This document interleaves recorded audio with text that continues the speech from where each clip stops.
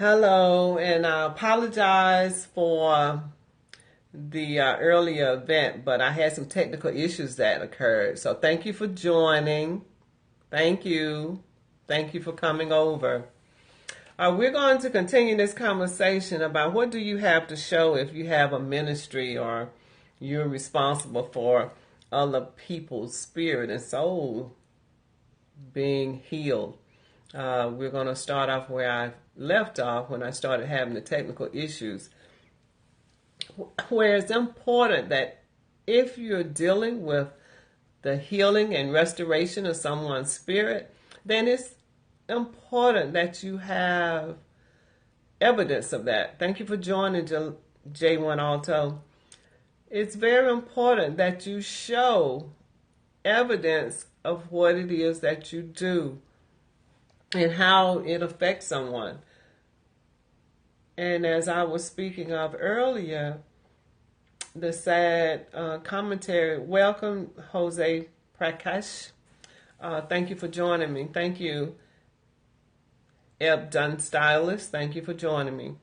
That when you have somewhere like religious facilities that you expect to get healed from or help from or resources, then it's important that you show some evidence of what it is that you do. Everything is pushed by numbers, and always numbers aren't necessary because it may be just one person that you'll reach that it matters the most to, but it's still evidence if it's just one person. So as I was speaking earlier, 56 years in ministry and you don't have 56 people in the church, there is a problem. So that needs to be corrected. Also, when you come to dealing with healing, everybody has their own space. Everybody has their own experience. Everybody has their own process. Say, for instance, like people who have gone through domestic abuse or domestic violence, and you'll have people say, well, pick yourself up by your bootstraps. Well, if you don't have any boots on your feet, or there are no straps attached to your shoes, how can you pick yourself up? If you've fallen so low that you can't pick yourself up. Thank you for joining, Chocolate. So we have to understand how important it is to be healed properly as well, to be healed properly. My straw that can break my camel's back may not be your straw that can break your camel's back. You know, a lot of times people say, just get over it. That's the worst thing you can say to someone who's been traumatized. That's the worst thing you can say. Because you don't know how detrimental it was to them. And everybody should be understanding.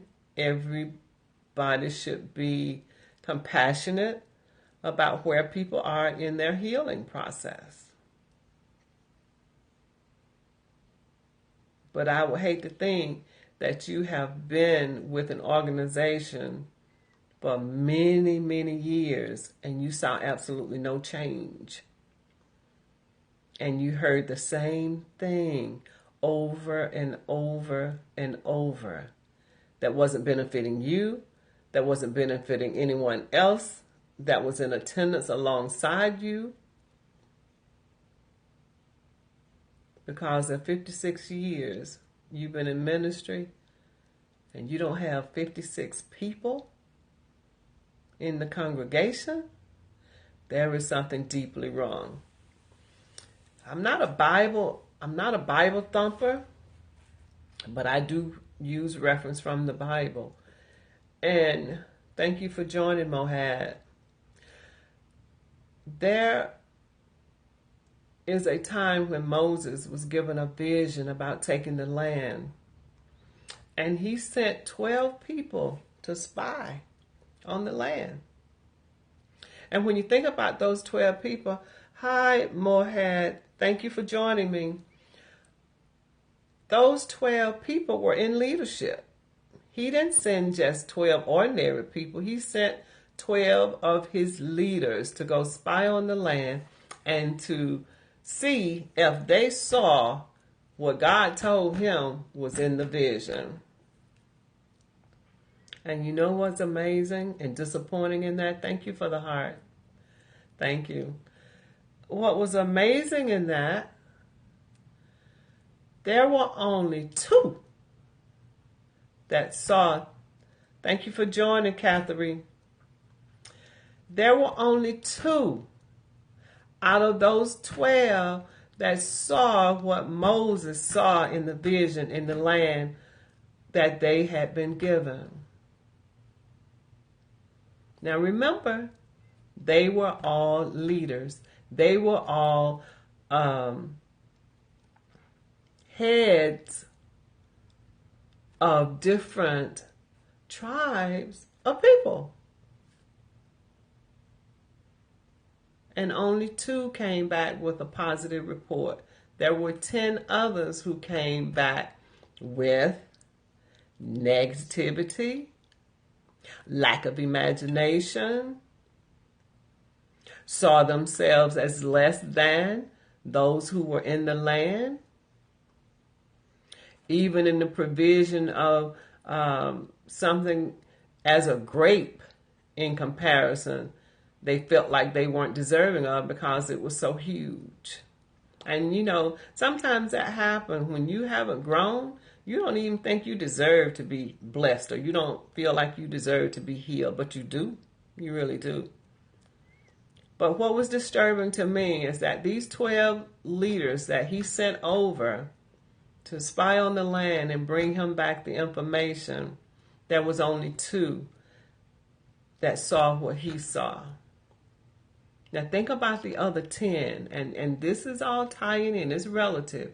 Think about the other 10 that came back who were in leadership, but they couldn't see the vision. But they were overseers of people. Now can you imagine what they shared with the people that they were in charge of? They definitely didn't see what Moses saw, and they definitely didn't see what the 2 saw. And I call these people gatekeepers. The people who are in leadership positions that are pretending that they are there to really help people, but they really aren't. My son went off to volunteer in the AmeriCorps when he was in college. He left school for a year so that he could help solve problems. And he called me one day and he was highly upset because he said, "Mother, people are trying to cast me as an angry black man." And I said, "Why?" And he said, "Because I have a solution for a problem, and we're here supposed to bring a solution to people's problems, and they are not even entertaining them or even thinking about looking at them." And I said to him, there's 3 types of people in the world, dear, and you have to always remember this. Those who are truly passionate about what they believe in.